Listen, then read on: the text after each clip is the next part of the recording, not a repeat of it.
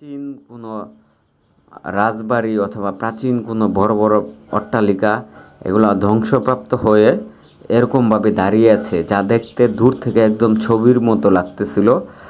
আর একটা মজার বিষয় হচ্ছে যে আমি প্রথমবার যখন দেখেছি আমি দূর থেকে ভাবতেছিলাম যে এটা মনে হয় কোনো একটা রাজ্য, ধ্বংসপ্রাপ্ত রাজ্য যার অস্থির ভাই, অস্থির সেই ফিল ভাই। তো আমরা হচ্ছে ব্রিকুতি গেস্ট হাউস চুকসাং।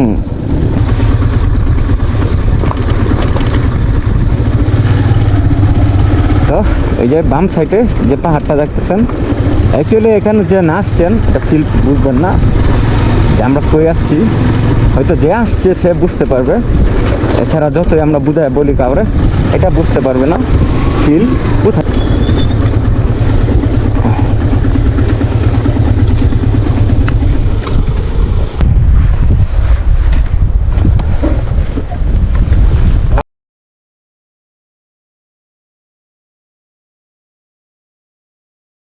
বন্ধুরা, আমার যে চুসাং মুস্তাংয়ের একটি রুটে প্রায় হচ্ছে 30 কিলোমিটার মতো, পুরাটাই অফ রুট। এখানে ছিলাম, এই যে সাসপেনশন ব্রিজ। তো এখান থেকে এখন রওনা হবো, পুরোটাই অফ রুট, পুরো অফ রুট করে আসছি। রাস্তা দেখতেছেন, দেখতে থাকি আস্তে আস্তে। ভাই আমি আগাইলাম, টোটালি অফ রুট জায়গাটা, মানে শুধু অফ রুট না, পাথরের রাস্তা, আর একটু পরে পরে পাথর পরে রাস্তায় অমায়িক। এখান থেকে এখন আমরা রওনা দিয়ে দিচ্ছি। এই যে দেখেন যে রাস্তাটা ভিউ পাহাড়ে, এই রাস্তাটাই দেখেন কি অবস্থা রাস্তা।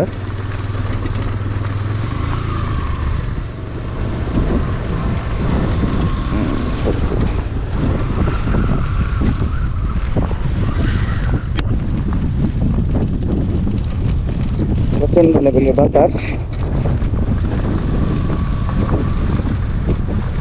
বাতাসের কারণে পাথর পরে উপর থেকে সাবধানে যাইতে হয়।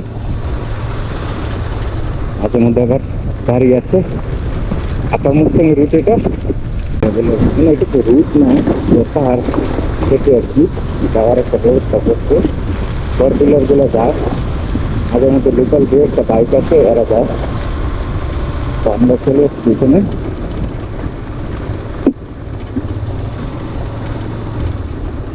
কথা হচ্ছে যে সিনারি গুলা পাওয়া গেছে আলহামদুলিল্লাহ, নেপালপুর যে সিনারি পাইছি এটা এখানে ক্লিয়ার এরিয়া আলহামদুলিল্লাহ।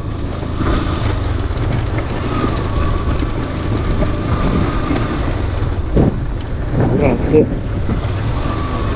পাথরের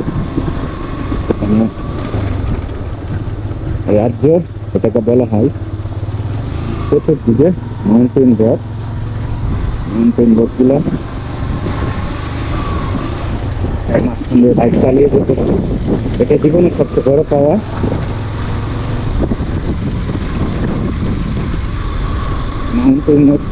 মাউন্টেন রকের মাঝখান দিয়া, এই যে দেখেন ডানে মাউন্টেন রক, এই যে সামনে দেখেন মাউন্টেন রকের চূড়া দেখা যাচ্ছে, একদম মেঘে বসে আছে। তারপরে দেখা যাচ্ছে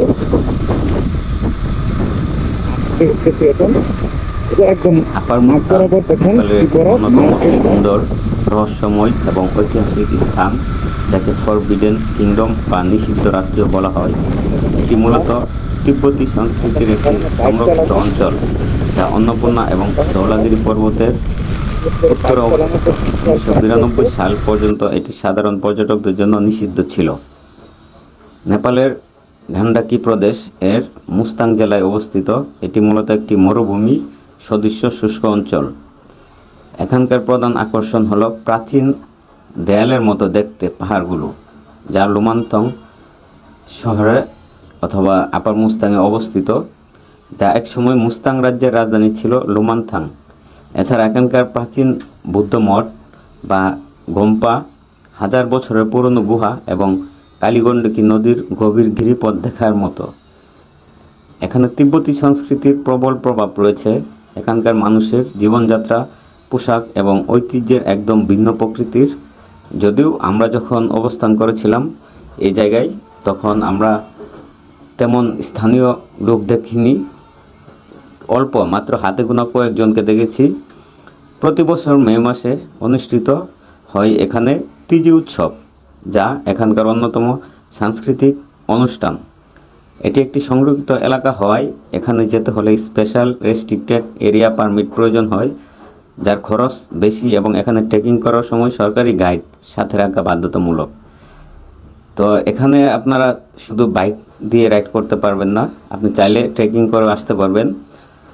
জমসম থেকে এই ট্রেকিং শুরু হয়।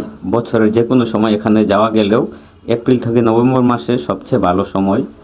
এর উচ্চতা হচ্ছে 4230 মিটার, যা চুগুলা পাস নামে পরিচিত। এখানে যেতে হলে আপনাকে পোকরা থেকে জমসম পর্যন্ত ছোট বিমান অথবা ট্রাভেল কার অথবা বাইক দিয়ে যেতে পারবেন। এরপর সেখান থেকে ট্রেকিং করে যেতে পারেন। ট্রেকিং করার ইচ্ছা থাকলে ট্রেকিংয়ে যেতে পারেন, বা জিপেও যেতে পারেন অথবা বাইকেও যেতে পারেন। পাথর কাটা গুহা, প্রাচীন মঠ, মরুভূমির মতো ল্যান্ডস্কেপ এবং হিমালয়ের দুর্দান্ত দৃশ্য দেখার জন্য এই স্থান অনেক নামকরা। আপার মুস্তাং নেপালের গণ্ডকী প্রদেশের মুস্তাং জেলার উত্তরে 2/3 নিয়ে গঠিত। এটি লুমানথাং, লু গেকর, দামোদরকুন্ডা এবং বারাগুন্ডা মুক্তিক্ষেত্র নামে 3টি গ্রামীণ পৌরসভা নিয়ে গঠিত। এই জেলাটির দক্ষিণের 1/3 লোয়ার মুস্তাং নামে পরিচিত এবং এটি থাকালি সম্প্রদায়ের মাতৃভূমি, যারা থাকালি ভাষায় কথা বলে এবং যাদের সংস্কৃতিতে তিব্বতী ও নেপালি উপাদানের মিশ্রণ রয়েছে। 2008 সালে মুস্তাং এর রাজ্য মর্যাদার অবসান ঘটে, যখন এর অধিপতি নেপাল রাজ্য একটি প্রজাতন্ত্রে পরিণত হয়। বিশেষ করে চীনের প্রভাব বাড়ছে এবং মুস্তাং এর জনগণের জীবনে দ্রুত পরিবর্তনের অবদান রাখছে লুমানথাং প্রাসাদ। মুস্তাং একসময় একটি স্বাধীন রাজ্য ছিল, যদিও ভাষা ও সংস্কৃতির দিক থেকে তিব্বতের সাথে ঘনিষ্ঠভাবে যুক্ত ছিল। 5ম থেকে 7ম শতাব্দী পর্যন্ত কৌশলগত অবস্থান হিমালয় এবং ভারতের মধ্যে বাণিজ্যের উপর মুস্তাংকে নিয়ন্ত্রণ প্রদান করেছিল।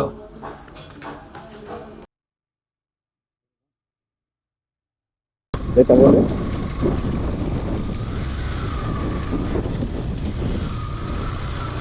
বন্ধের ভিতরে চলে এসেছি। এটা সামনে রাস্তা, এটা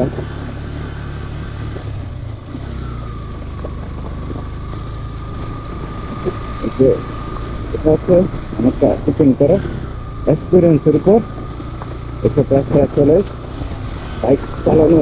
ওটা হ্যাঁ, বাংলাদেশি রাইডার যারা আছে মোটামুটি পারবে, কারণ বাংলাদেশি রাইডারদের স্ট্যামিনা অনেক বেশি, কিন্তু কনফিডেন্স লেভেলটা হাই থাকলে আর হচ্ছে আপনার ব্রেকিং প্লাস হচ্ছে প্র্যাকটিসটা একুরে চলে আপনি আসতে পারবেন, কোনো সমস্যা নেই। সামনে একদম নাক বরাবর দেখেন মাউন্টেন, পুরো রেঞ্জ দেখা যাচ্ছে, পুরোটা নেফল করে উঠে আলোতে ঠিক ঠিক ঠিক ঠিক করতেছে। Upper Mustang, formerly known as Kingdom of Lo, is the upper part, northern area of Mustang district in the Gandaki province of Nepal.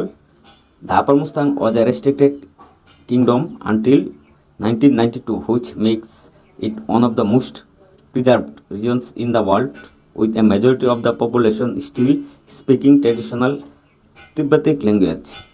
The Upper Mustang comprised the northern 2/3 of the Mustang district of Gandaki province, Nepal. Mustang was once an independent country, although closely tied by language and culture of Tibet.